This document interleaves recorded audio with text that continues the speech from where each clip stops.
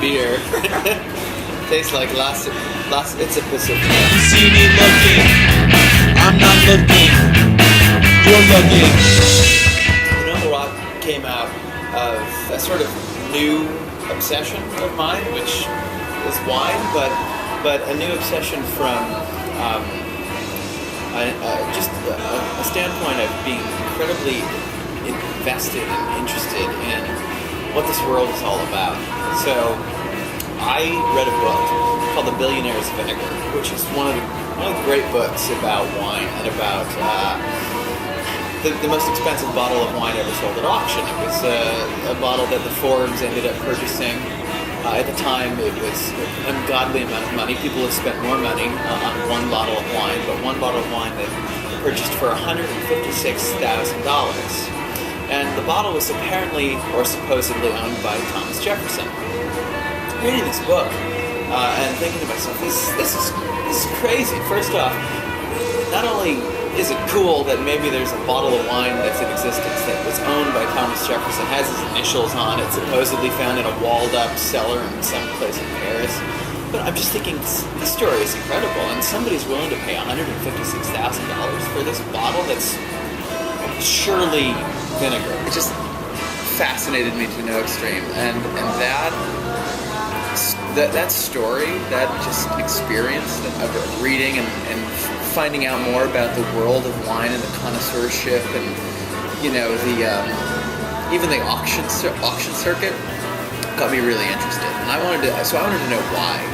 What propelled somebody to be that dedicated? The book talks about these incredible parties that were being thrown here in the States, maybe in the 50s, 60s, 70s. When Americans weren't really drinking wine. Throwing these vertical and horizontal parties, tasting 100 vintages of one wine. Where did they get 100 vintages of one wine? Simultaneously, I was invested in getting involved in the supper club scene here in New York. So, I saw an opportunity. There was sort of a gap. People were really getting excited about hosting dinners in their apartments, doing all sorts of really unique activities with food, getting creative with food, and something was lacking. The libation counterpart. So I thought, this is fun. I enjoy going to these dinners, I enjoy partaking, but I'd love to do something where we actually focus on the wine. That was where it started. It was just sort of like, let's do this. Let's see what it would be like to run a supper club for wine and get people excited about wine, tell them, get them interested in it and get them learning about it through stories, through experiences, and provide that kind of an atmosphere for them to do it. We set out to sort of create a space where folks could just, be themselves and not be forced into having to learn or having to know something about wine, because that's what turns people off. We've been able to create sort of a comfortable atmosphere where folks can just mingle and learn at their leisure.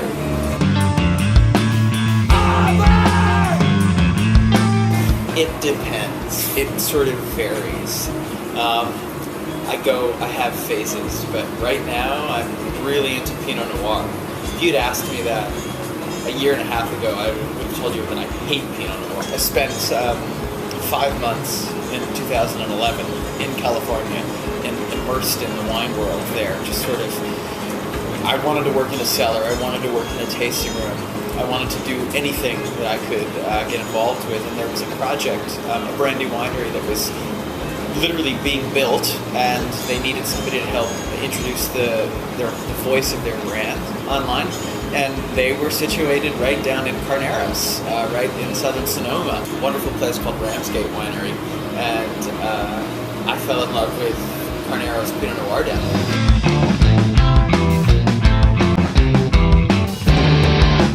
Alexis Giles comes as a result of meeting Tim. Timmy orchestrated this meeting of the underground supper clubs. It was funny. It was just like, let's all get together and talk. Tim is really intent on creating an atmosphere where there's collaboration. He and I talked a lot about how he was running a thing called Grubly and doing a lot of really interesting things, but starting to meet a lot of really cool people and finding himself in this world of like competition. Didn't want to be there. Wanted to help everyone. So we organized this wonderful event where we got a bunch of us together who run these clubs and said, "How can I help you?" And I was like, "Who is this guy? He wants to help? The hell with him!" I wanted to hate him right away, but I didn't. And we ended up getting along very well. We threw an event together. He'd been to Burning Man, and he wanted to do a Burning Man pre-decompression dinner. And that's where when I met Alexis Giles, who showed up. She's wild. She's a maniac. She's just all over the place. Wonderful energy. And all of the people that came to this event, it was a small little thing. We hosted it in this wonderful mansion up on Lombardy Street with incredible views of San Francisco. But everybody had been to Burning Man, and they all wore their outfits. I was the only one who had felt totally out of the loop, so I just smoked a lot of cigarettes all night and poured wine for people, but it was a blast. And the crowd is incredibly interesting, and a lot of innovators, a lot of people doing some just very cool things that they're passionate about. I'm really glad to have met Tim and Alexis.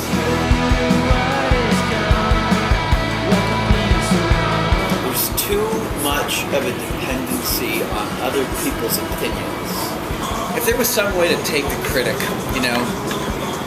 and turn it on its head, I think that would be ideal, because ultimately what a connoisseur fails to remember, I think, is that a critic has a very particular taste. If I'm a critic, I know what I like, and I'm gonna be as objective as I possibly can be, but come on, at the end of the day, I'm gonna be rating and scoring wines based on my palate, and my palate may be radically different, may like a wine radically different from what you like. And so, what good does it do you to listen to what I have to say? I mean, really. So I think I would love to see a revolution in the way people approach wine from a recommendation standpoint. And there are a lot of possible ways to do it, but it's got to start with how the critic is perceived. It would be great if people could begin to really trust their own instincts and their own palate, and to identify folks that they know have a similar palate. I mean, the critic is a wonderful tool. He helps you sort through the hundreds of thousands of potential wines that are out there, liquors too, and everything else. So they're essential, but we've got to change it up some. I'm inspired by stories. And not just any stories. I mean, they have to be blockbuster stories. It's easy. I really love hearing about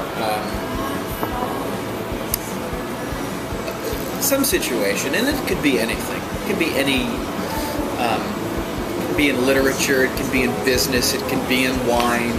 But some story of somebody taking what everybody knows to be true and turning it upside down and creating sort of a success out of that. I look for those kinds of instances and those kinds of people.